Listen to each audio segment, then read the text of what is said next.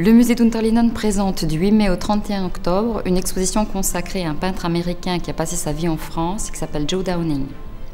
Cet artiste est né en 1925 à Tompkinsville, dans le Kentucky. Il a fait des études d'optométrie à Chicago et a suivi des cours d'art plastique à l'Art Institute.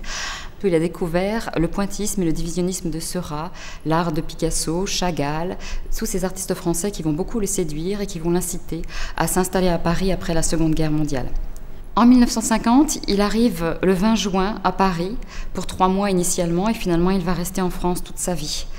Il va s'installer rue de Torigny. Dans l'intervalle, il sera soutenu par les grandes galeries parisiennes, en particulier celle de Facchetti et celle d'Arnaud, qui lui sera fidèle pendant plus de 20 ans.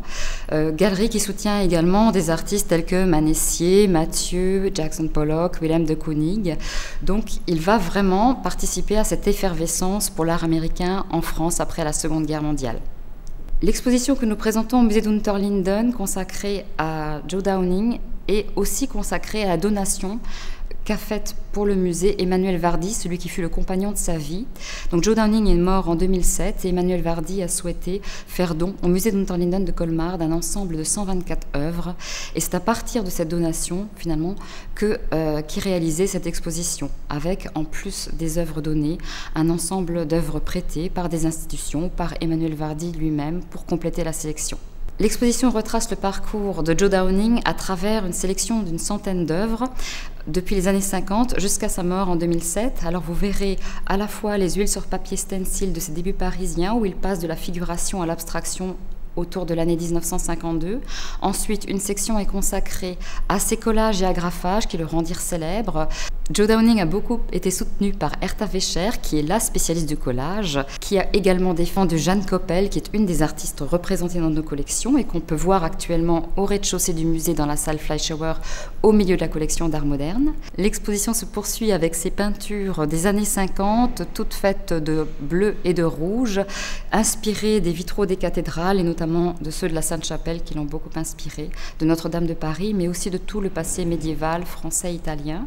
À partir des années 60, il va investir divers supports, en commençant par peindre des lamelles de cuir qu'il va assembler et clouer sur des amants bois. Vous avez derrière moi une des œuvres les plus récentes sur cuir, qui est cette valise qui s'inscrit dans une série qui s'intitule La Poste, qui date de 2003 et qui fait partie de la donation. D'autres œuvres antérieures sur cuir sont présentées dans cette exposition, depuis les années 60 jusqu'à cette pièce la plus récente. Il va investir aussi les supports sur bois. Et dans cette exposition, vous verrez la fameuse porte de Marguerite Tamisier, qui est une porte de sa voisine qu'il a investie et recouverte de bois au tout début des années 80, qui fait partie des collections du FRAC Alsace.